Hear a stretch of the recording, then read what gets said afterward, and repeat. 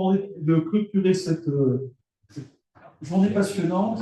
Alors, qui je suis? Moi, je suis maintenant dans l'enseignement, la recherche, notamment avec les soutiens généreux de l'Institut pour la recherche des défauts, que je remercie.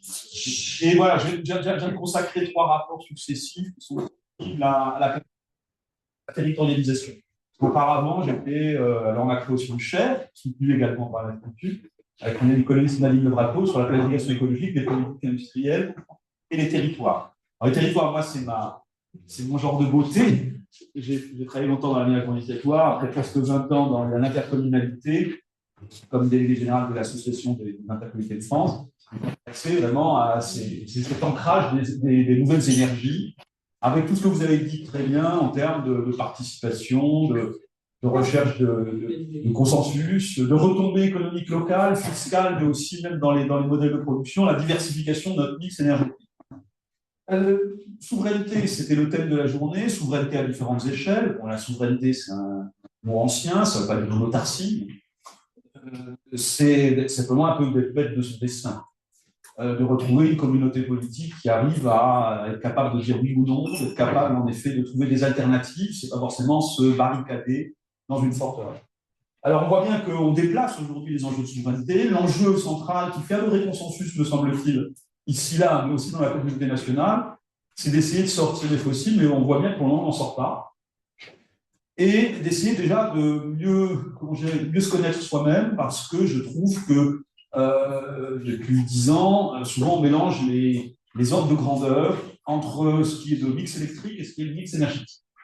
Nous sommes nucléaire-centrés, électro-centrés dans nos débats. C'est important parce que l'électricité avait l'avenir, mais on croit trop que la France n'a pas de problème de fossiles parce qu'elle a une électricité. Mais on oublie toujours que l'électricité, c'est qu'un petit quart, un gros quart de notre mix énergétique.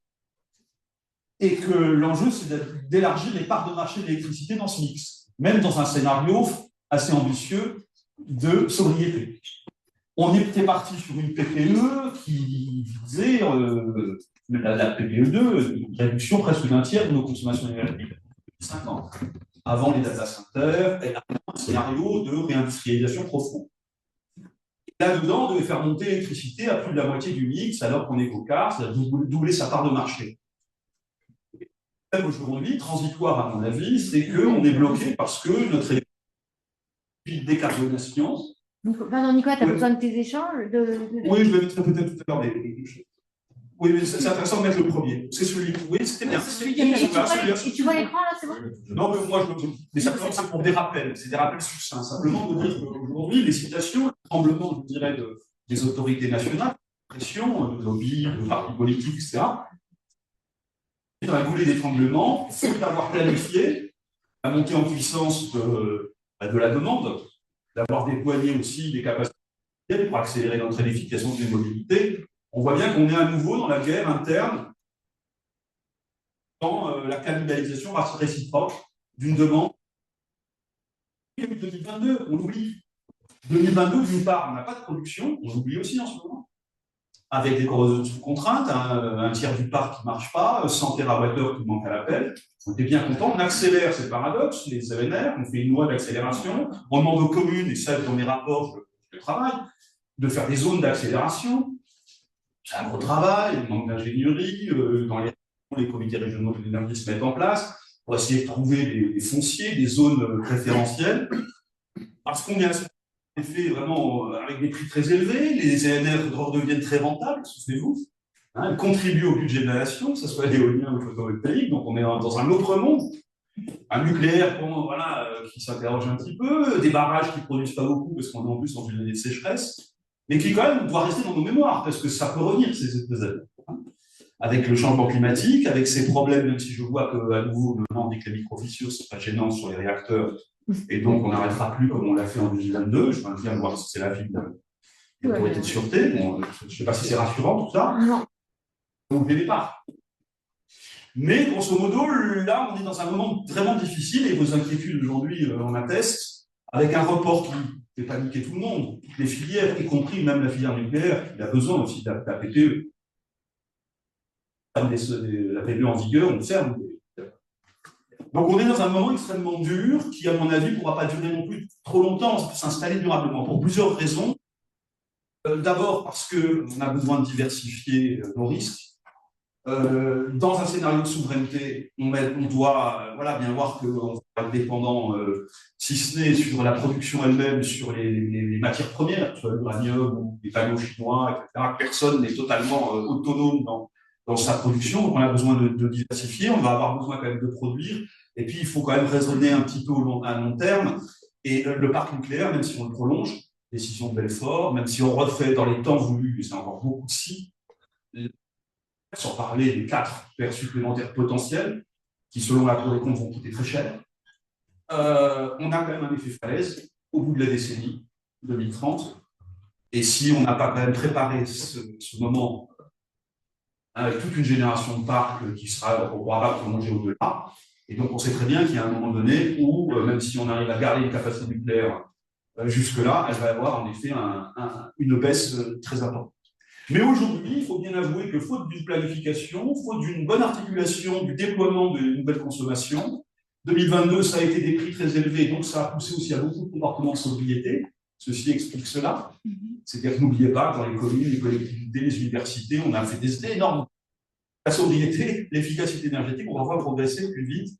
Donc on se trouve dans un moment paradoxal où on dit qu'il faut consommer plus. Alors moi, j'ai connu que des années où on disait qu'on consommait moins. Surtout quand l'électricité est devenue trop chère, très chère, tirée par les prix du gaz sur le marché spot. Bien. Tout ça a produit de la modération de consommation. Et quand les consommations, que les ENR se sont déployées fortement, on a fait des grands progrès, que le nucléaire est venu haut, que les barrages se sont remis ensuite à produire, ben on se retrouve aujourd'hui à nouveau dans la guerre qu'on n'avait plus trop en 2022, qui s'était un peu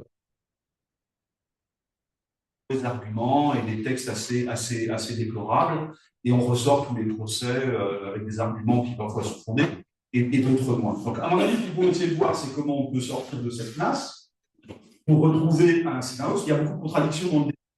On va faire le procès du nucléaire. Moi, je ne suis pas forcément.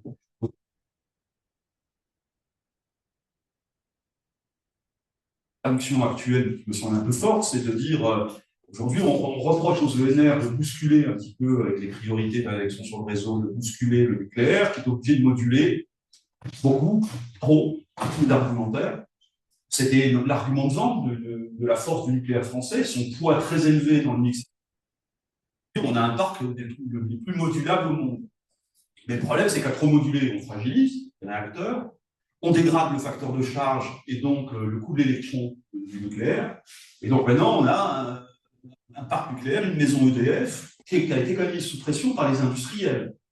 Je rejoins là aussi notre scénario de reconquête, qui s'appelle l'autonomie stratégique de réindustrialisation. C'est que les industriels disent les coûts de sortie que propose EDF, nous on passe plus, que ce soit Aluminium Dunkerque par exemple, qui consomme la moitié d'une production d'un réacteur chaque année. Ils disent, moi voilà, si vous me sortez l'électron demain à 65 voire 70 euros du mégawattheure, moi je passe. Donc on a aussi un sujet collectif, c'est d'arriver à électrifier, mais aussi à garantir dans la durée des prix de l'électron, des prix de l'électricité qui restent abordables. Et là, on a évidemment une pression qui existe sur le monde, et je vais m'arrêter sur le nucléaire, mais c'est quand même décisif dans le monde actuel, c'est de dire à une sorte de pari, je trouve un peu dangereux, c'est de dire on a besoin d'augmenter le facteur de charge, on a besoin d'avoir une production et des débouchés, de ne pas être concurrencé par les renouvelables, et donc il faut faire le noir. Parce qu'aujourd'hui, voilà, épisodes à prix négatifs se sont multipliés. Ouais. Et nous sommes aujourd'hui, en effet, notre modèle économique est perturbé par cette concurrence que certains tenants de cette hypothèse déloyale par les productions. Évidemment, très dommageable, c'est que tout est bloqué. Dans les collectivités, c'est les objets.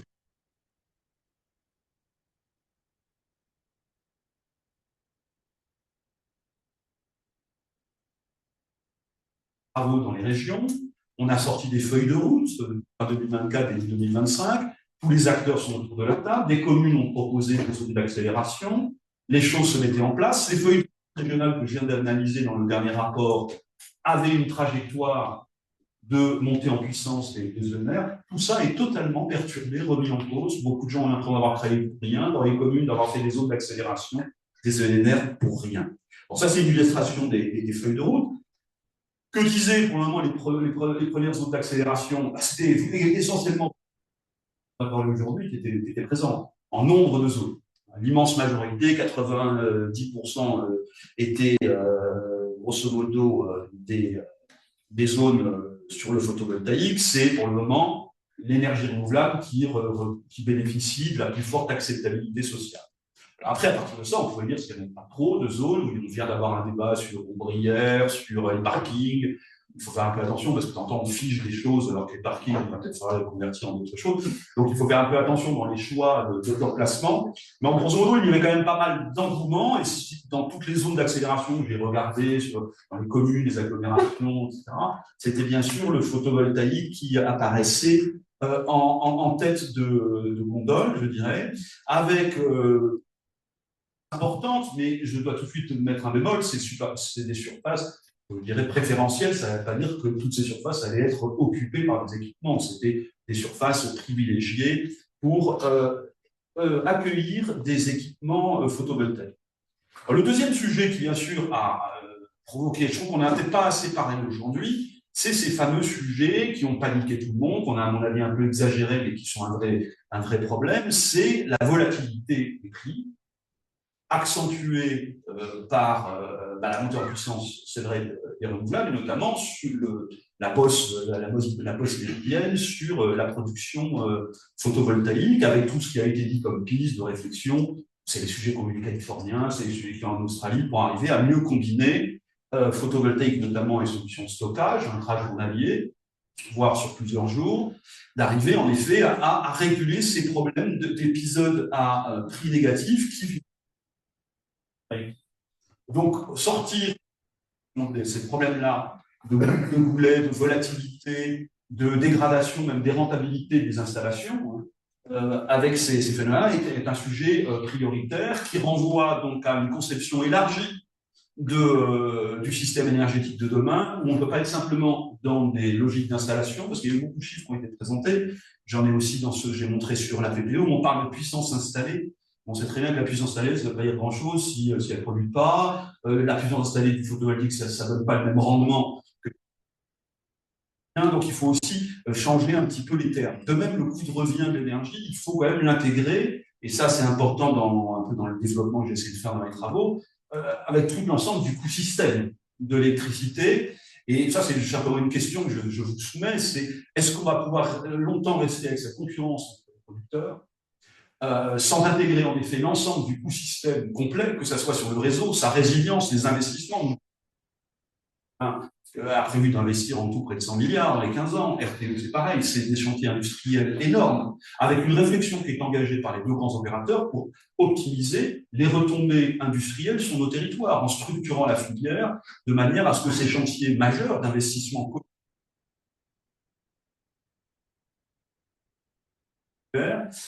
sur les territoires. Donc, c'est à la fois les solutions, bien sûr, réseau, ce coût système, qu'il faut évidemment essayer d'optimiser, que ça ne coûte pas trop cher, que l'électricité ne soit pas plus chère demain, qu'on garde notre avantage comparatif, et bien sûr la gestion de l'équilibre offre-demande, qui nécessite d'innover sur les modèles, ça a été abordé, les modèles tarifaires, pour reporter les pics de demande, essayer de glisser les pics de demande, pour arriver aussi à stocker, on l'a dit, pour arriver à mieux optimiser l'ensemble du système électrique. Et alors, ce qui m'a frappé au moment de m'écoutant tous les débats, c'est que on cherche quel est le grand organisateur de tout ça.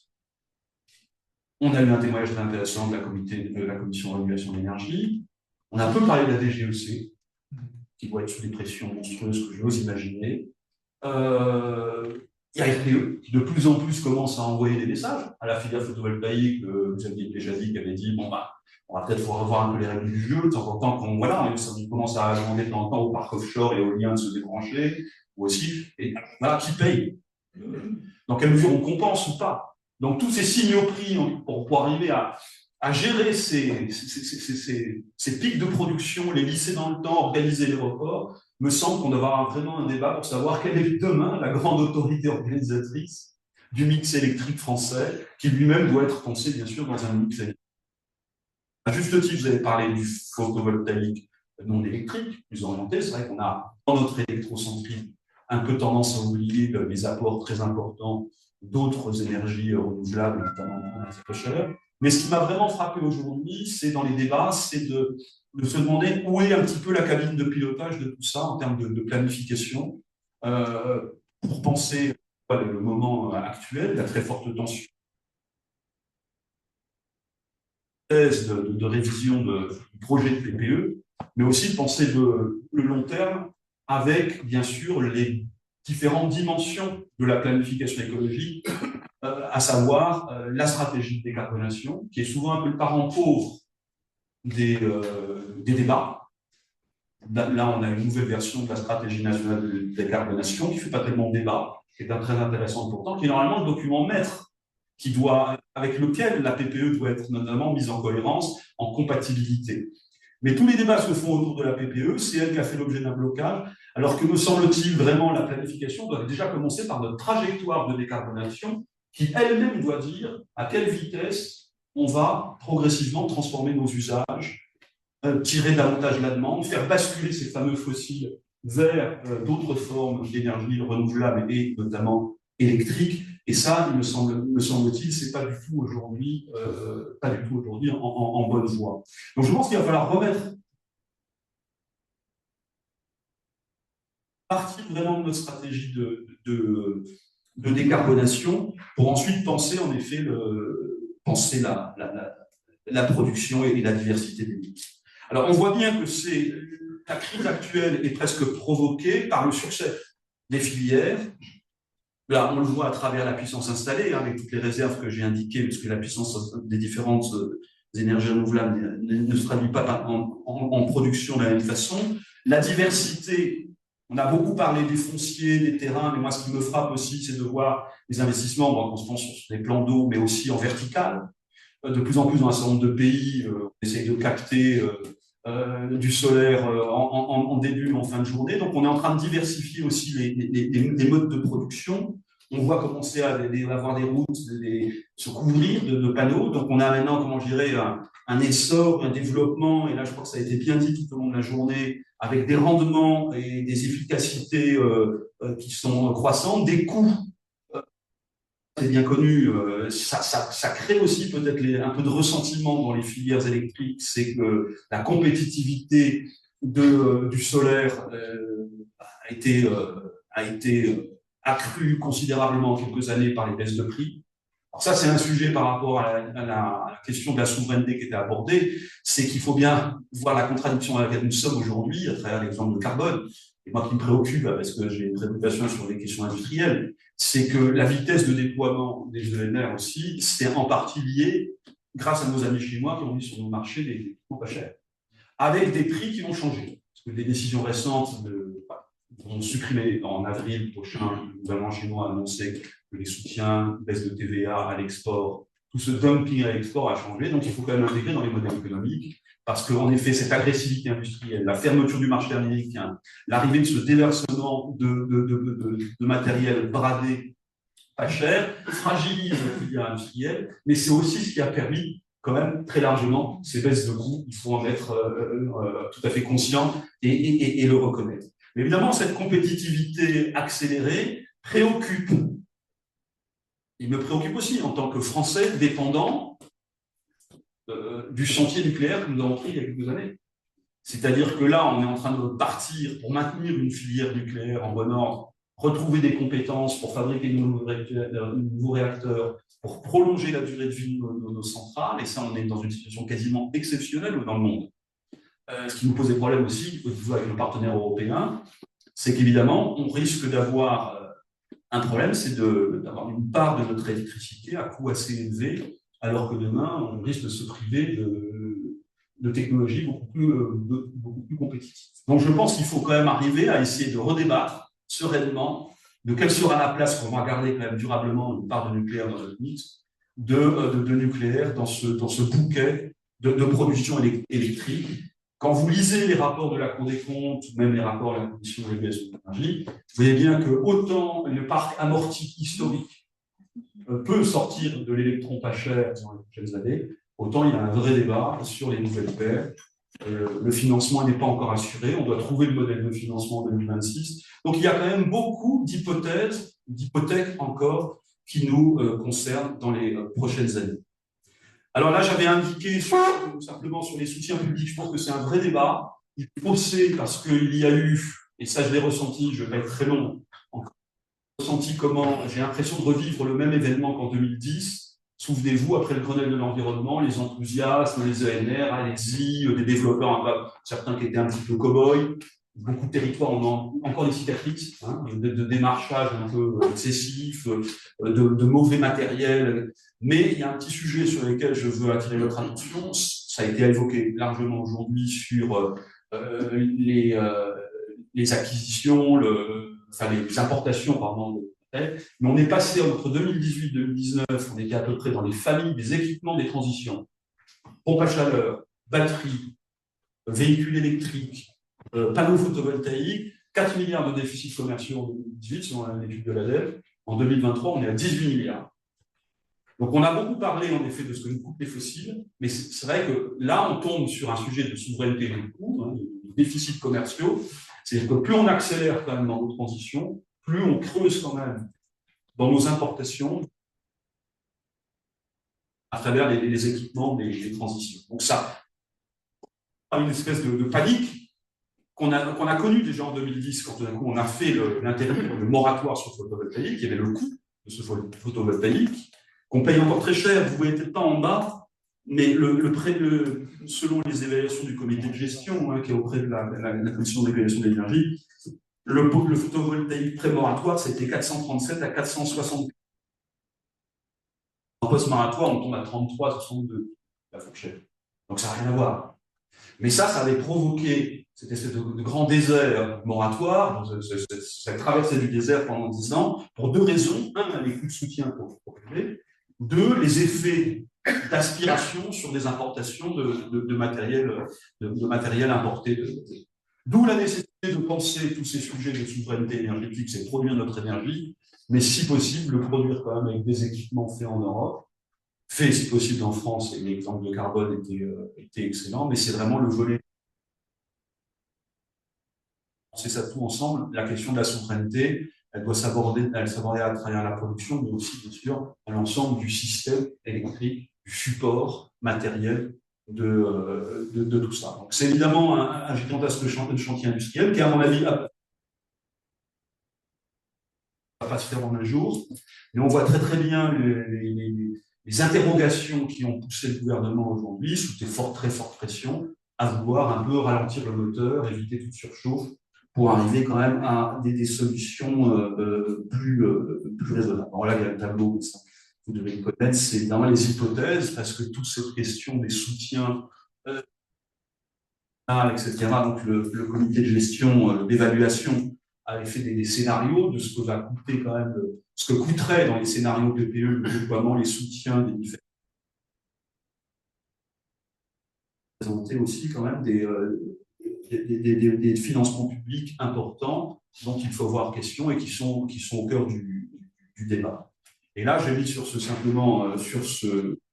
j'ai repris le graphique de la Cour des comptes, c'est qui reprend les scénarios d'effondrement 2038-2039. Même si on garde notre base nucléaire aujourd'hui autour de 350 TWh par an, il y a quand même ça, ce rendez-vous 2038-2039, c'est là on rentre en effet dans un effondrement de la production. Il faudra quand même là, à ce moment-là, qu'on ait bien des énergies complémentaires en très très gros volume. Donc ce qui me fait un peu peur, c'est qu'aujourd'hui, cette PPE, si elle se trouve, c'est qu'on dit quelques années qu'on se retrouve dans une panique dans quelques années en termes de vie, en termes de retard, de production, de diversification de notre mix. Alors voilà quelques réflexions. En tout cas, j'ai trouvé la journée extrêmement riche. Je pense qu'il y a un compromis, j'espère encore, dans mes espoirs les plus fous, qu'il y ait un compromis soit trouvé pour décider de revoir quand même beaucoup de choses. Dans l'électrification des mobilités, c'est d'espérer que les industriels mettent sur le marché des véhicules plus accessibles. Bonne nouvelle, en 2025, on a voilà, presque 25% des immatriculations qui sont en électrique, mais c'est encore à partir d'un volume très très faible, donc il va falloir très fortement accélérer. Sur le chauffage, je suis plutôt favorable à réviser le diagnostic performance.